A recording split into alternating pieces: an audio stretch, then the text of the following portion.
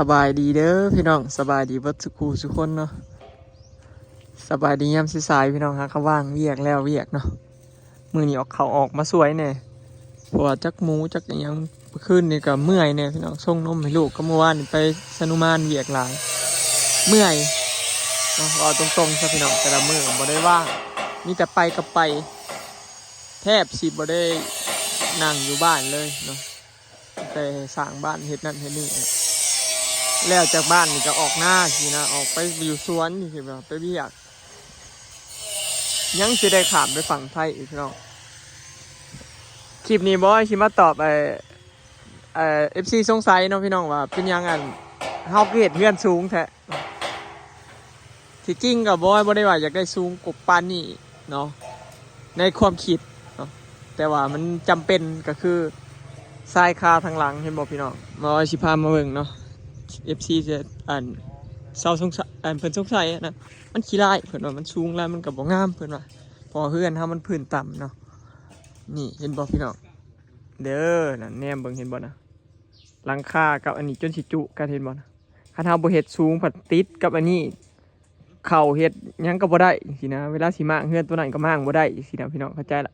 พอเฮาบ่ได้มางเบิดเฮือนคันเฮามางเบิดเฮือนน่ะคือเฮาเอาต่ำได้เนาะแต่ว่ามันติดตรงนั้นหลังคาหลังเฮาบ่ได้มางเด้ก็จำเป็นต้องได้แบบ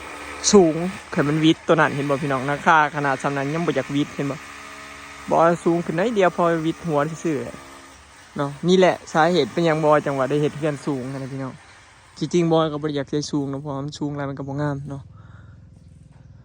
ก็เลยจะเป็นซื่อๆพี่น้องที่สร้างเพิ่นเฮ็ดหลายคนก็ว่าสร้างเฮ็ดบ่งามเพิ่นว่าสร้างนั้นเฮ็ดเฮือนให้เฮานี่บ่งามพี่น้องบ่คือเฮือนเมทัลรุ่นเหรอเฮือนสร้างนะเฮ็ดงามกว่าเหรอมันบ่แม่นนะพี่น้องเนาะสร้างเฮ็ดงามบ่งามนี่ขึ้นอยู่กับการจอดเทคนิคการจอดไอ้จอดดีจอดเชื่อมบ่เฮ็ดปองเป็นขาดเป็นหยังนั่นแหละเขาเอิ้นว่างามเนาะสร้างเขาเฮ็ดได้เบิดนะพี่น้องทุกโหมดต่างแต่ว่ามันติดตรงที่หลังคาหลังซื่อๆเนาะ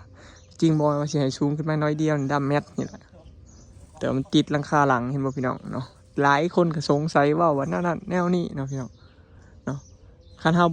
คือว่าละบอยก็บ่ได้อธิบายแน่เป็นหยังจังเฮ็ดสูงนี่แหละพี่น้องสาเหตุเนาะทางหน้ามันก็เลยได้สูงนำคันเอาทางหน้าต่ำลงมันก็สิสั้นโพดก็ขี้ไล่เด้อพี่น้องนี่คือเฮือนกรุ๊ปยังไงซะก็เลยได้สูงนำกันแล้วก็ถ้าเบิ่งพี่น้องมือนี่ก็ใกล้สิแล้วเนาะเดี๋ยวเขาเจ้าก็สิก่อมุงแล้วเนาะถาสังกะสีตอนนี้เนาะมาตอบให้เลยเด้อพี่น้องว่าเป็นยังจังเฮ็ดสูง แล้วก็โหมดมันเองครับต้องเข้าใจพี่น้องหลายคนก็มันบ่งามเฮ็ดเฮือนแบบนี้บ่งามแม่นพี่น้องบอยก็ฮู้ตั้งแต่แรกแล้วว่ามันบ่งามเพราะเฮารีโนเวทเฮือนเก่าพี่น้องบ่แม่นเฮาเฮ็ดเฮือนใหม่เด้คันคือเฮาเฮ็ดเฮือนใหม่นี่มันสิง่ายแถมงบก็ใช้บ่หลายเนาะอันนี้รีโนเวทใหม่นี่ก็ใช้งบหลายกันนะพี่น้องเฮาตั้งขาม่างขาหื้อขานั่นขานี่มันบ่คือเฮ็ดเฮือนใหม่ตั้งเสาจึกเฮ็ดจึกอยากได้โหมดได้ก็ตั้งเสาเรียงอยากได้แบบนั้นก็โหมดจอดอันนี้มันได้เห็ดตามเสาที่วางไว้แล้วนะเพราะเฮือนมันเป็นโหมดโมเดิร์นทั้งแต่แรกเนาะบ่คือเฮาเห็ดเฮือนใหม่นะพี่น้องเห็ดเฮือนใหม่นี่แม่นบ่ได้ยากคือเห็ดเฮือนหลังเก่าเด้สำหรับบ่ออยพี่น้องบ่ได้ยากเห็ดเฮือนหลังใหม่ได้โมนั้นโมนี้จึกตั้งเสาจึกบ่นั้นบ่นี้จึกบ่ได้ยากเนาะเห็ดเฮือนหลังใหม่ง่ายๆบ่ได้ปวดหัวคือเห็ดหลังเฮือนหลังเก่าซ้ำเนาะก็เลยมาตอบเพราะหลายคนก็บ่เข้าใจนะพี่น้องเนาะบอลเขาได้อธิบายเป็นอย่างสูงที่จริงกับบริสูงปานใดเลยสูงขึ้นไปประมาณ1.50 เมตรพี่น้องจากเฮือนเก่าขึ้นไปหาเสานะ1.50 เมตรมองในกล้องคือว่ามันสูงที่จริงมันกับบริสูงเรือนเก่าหลายเลยสูงเรือนเก่า1.50 เมตรพี่น้อง1.50 เมตรที่จริงบอยก็ว่าบริอยากเฮ็ดเฮือนทุกปีนี้แต่ว่าไม่ค้างเคิงมาปวกกินเบิดแล้วบ่ได้อยู่ในแผนบ่ได้อยู่ในหัวบอยเลยว่าต้องเฮ็ดเฮือนเนาะ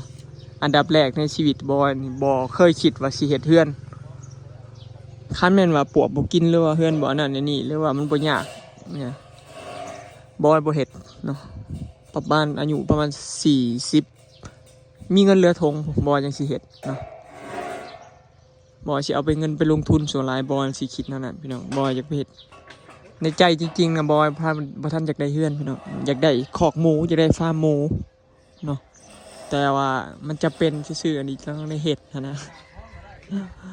จริงๆบอยอยากได้ฟาร์มหมูพี่น้องแค่แม่นบอยคิดว่าเสียปีนี้แหละบอยซื้อดินไว้เรียบร้อยแล้วซื้อดินไว้แล้ว แต่ว่าสีเห็ดปีนี้พอดีว่ามันได้เห็ดเฮือนซ้ำอันนี้จะเป็นนะก็เลยได้เลื่อนเรื่องการเห็ดฟาร์มหมูไปเนาะ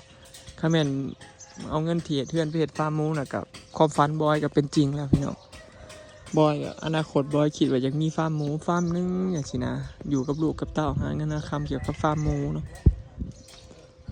แต่ว่าก็คือสิจักย่ามใดพี่น้องบัดนี้เห็ดเฮือนก็คือเบิดเงินแล้วล่ะเนาะก็เลยได้เลื่อนไปจักย่ามใดสิแล้วฟาร์มหมูบอยนะก็พอฟาร์มหมูก็ใส่ทุนหลายเนาะพอใส่เห็ดนั่นเห็ดนี่ฟาร์มหมูนึงก็เบิดหลักแสนพุ่นละบ้านนี้ซื้อหมูเขาเห็ดเป็นฟาร์มหลายโตอีกก็หลายเบิดสิเบิด200,000พุ่นละหมอคิดว่า2-300,000นี่แหละคันที่ได้ฟาร์มหมูแบบในความฝันบอยนะพี่น้องอยากเลี้ยงจัก100 โตหมูขุนอยู่สินะแม่พันธุ์ก็จัก20 โตจังสินะ30 โตจังสินะประมาณนี้เนาะนี่แหละความฝันบอยก็คือนี่แหละพี่น้องฟาร์มหมูบ่ได้คิดว่าจะเขตเฮือนซ่านอย่างเนาะแต่ว่าเฮาพัดมีลูกเลยพี่น้องเนาะคือเฮือนนี่มันคือเฮาผู้ใหญ่เฮาก็อยู่ได้ปกตินะเฮือนเก่าเฮือนใหม่ก็แต่ว่าลูกเฮาพัดขี้พุ่นขี้หยังนะเฮือนหลังเก่ามันก็ขี้พุ่นคุมาแต่สั้น2อันนี้พี่น้องอลิตอยู่บ่ได้เนาะอันนี้ยังว่าบ่มีสั้น2บ่มีขี้พุ่นข้างแล้วก็สบายมัน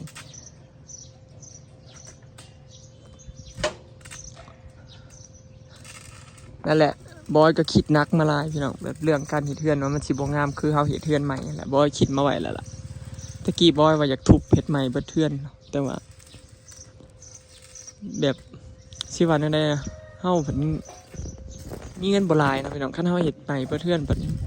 เฮาภาระหลายนะจักเลี้ยงลูกจักหมูจักอีหยังหลายอย่างภาระหลายนะถ้าสมมุติมามื้อนึงมาเฮาล้มมาหรือว่าเฮาหาเงินบ่ได้จังซี่นะเนาะคนเฮามันอีหยังก็เกิดขึ้นได้เนาะเราต้องวางแผนแบบไกลๆ เนาะอีหยังก็บ่แน่นอนก็เลยว่าอยู่ไปพี่น้องเนาะสิงามหรือขี้ร้ายก็เดี๋ยวคอยเฮ็ดไปทีละหน่อยเนาะพี่น้องแต่ก็มี FC เพิ่นว่าแนะนำมาว่ามันต่ำเนาะประตูต่ำก็เฮาก็ค่อยๆเฮ็ดไปพี่น้องมีเงินเฮาก็สิเทพื้นสูงเฮ็ดเป็นแอวเฮือนเนาะขึ้นให้มันเป็นทรงสูงเคลื่อนพอเท่ามีพี่น้องมันเท่มาหอดหน้าบ้านกับเขาเป็นลวงไปเลยเขตมันเป็นทรงสูงคือกันเลยเนาะประตูหน้าต่างเนี่ยเขตเป็นกระจกเนาะเห็ดเป็นโมเดิร์นแบบตรงแบบเลยนะคอยเห็ดไปทีละหน่อยเนาะพี่น้องนั่นแหละตามนี้เนาะพี่น้อง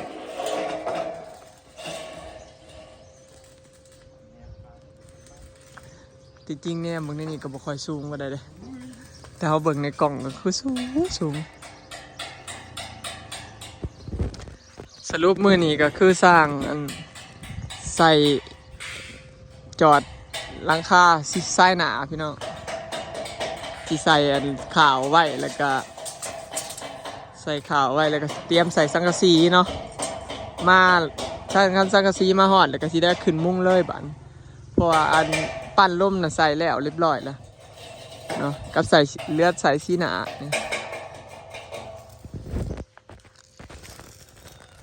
ถ้าเบิ่งใส่สีหนาสีเทาพี่น้องจะเป็นอะไร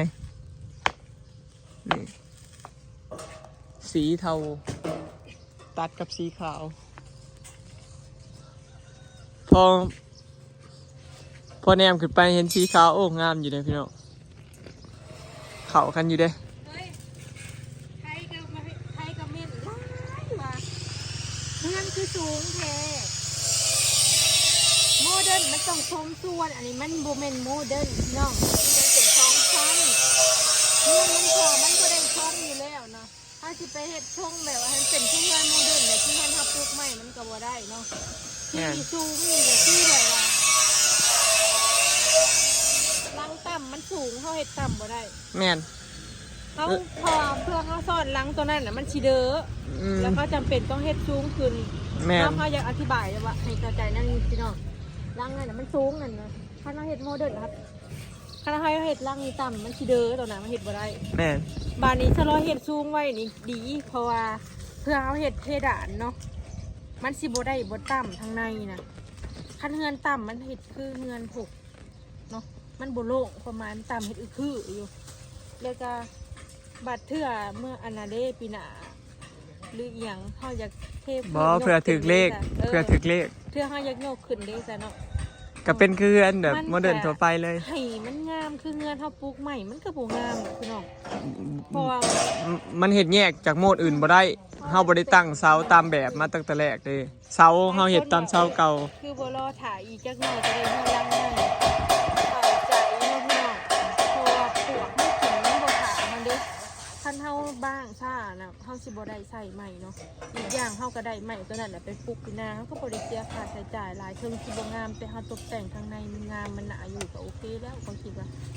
อันนี้ก็เฮ็ดไว้ให้แม่แล้วพี่น้องเนาะเอาสิไปถูกเพชรใหม่มันก็เบิดเงินหลายเด้อันนี้นะของข่อยจะคิดไว้อยู่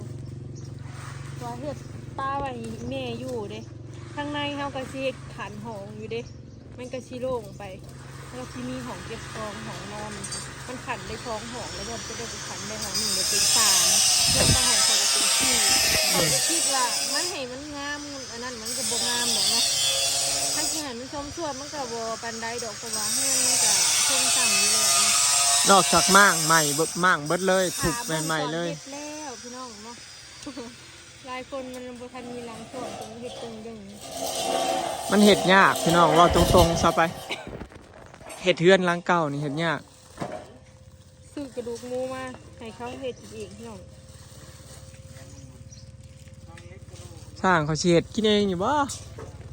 ถามพวกนู้นนายเวียดนะ เรียนเฮ็ดกินอยู่แล้วว่าเนาะช่างเนาะ ไอเวียดสิเฮ็ดกินอยู่บ่นี่ชื่อไอ้หยังมา เอา นี่ กระดูกหมูกับหุ่งมาชุบเจ้าตำดูกข่างไม่ทอด เข้าใจเลยมันนี่เอง800 ล้าน โอ้ 12 ล้าน 12 ล้านเนาะ เขาเว้ากันไว้12 ล้านขอยซื้อลอตเตอรี่12 ล้านให้พุ่นละแสน งานจะไม่เห็นโทษ ไปเลยบ่ได้เงิน100,000ไปเลย โอ้ยตายแล้วอิหยังจักอิหยังพี่น้อง ดีจี้เนาะพี่น้องเราต้องแช่น้ำมันจังสิบ่ได้แห้งเนาะมันสิแบบว่าซื่นเขาจะแช่น้ำก่อนเลยปกติบางคนเขาจะบ่ได้แช่เขาจะไปก่อเลย แม่น อันนี้เรามาแช่น้ำแบบว่าถ้าเราแช่มันเห็นซื่นแบบว่ามันบ่แตกง่าย แม่น ถ้าเราบ่แช่มันสิแตกง่ายโคตรแป๊บเดียวมันแห้งนะแป๊บเดียวแห้งเลย อ๋อเพิ่นก็เลยแช่ เขาจะแช่ไว้เขาจะสิก่อขางมันเด้พี่น้องเนาะ แม่นอยู่ ไม่ใช่ไม่ใช่ละแต่ทั้งนั้นทั้งนี้ก็ถ้าเกิดสิได้ยกขึ้นคือว่าเด้อพี่น้องเอ้ย เสื้อละนี่เขาใส่แต่ในบ่อนนี้ใส่แอมชีหนาชีขาง อันนี้กอขึ้นไปฮอดนี่ ไม่ได้ยังสิเทค่ะ ที่จริงเขาไปอยากกอเสาก็ได้ต่อเล็กขึ้นไปเลยก็ได้ แม่นความเข้าเจ้าอยู่ว่ามันสูง แม่น แต่ว่าเขาเฮ็ดสูงไว้เนี่ยก็ดีเพราะว่า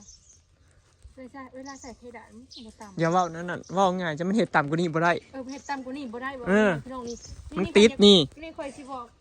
พลังนี่มันเฮ็ดโมเดิร์นขึ้นมันสูงได้เนี่ย เออ มัน บ่ สูงกันกับลังนี่แหละมันเฮ็ดลังต่ำตัวนี้บ่ได้มันต้อง เอ เฮ็ อ ดตัวนี้นะคันลังต่ำตัวนี้มันสิเด้อคันเอาเฮ็ดขึ้นน่ะเนาะ อืม เข้าใจบ่ พอละเห็นบ่อันใช้ค่ามันซ้ำกันเห็นบ่พี่น้อง เออ เห็นบ่นี่ปูนมันซ้ำกัน เงินน้อยเงินนี่มันบ่ได้ด้อยลงอะนะ เออ ซ้ำกันเลยกับเงินใหญ่นะ แม่นมันซ้ำกันเลย งิใหญ่นี่ให้มันต่ำลงมันเฮ็ดบ่ได้เนาะย่านลังมันเด้อเนาะหลายคนน่ะบ่เข้าใจว่ามันคือสูงมันขี้ร้ายมันก็บ่ได้ตามโหมดมันดอกพี่น้องเพอมันบ่เป็นเงินทำปลูกใหม่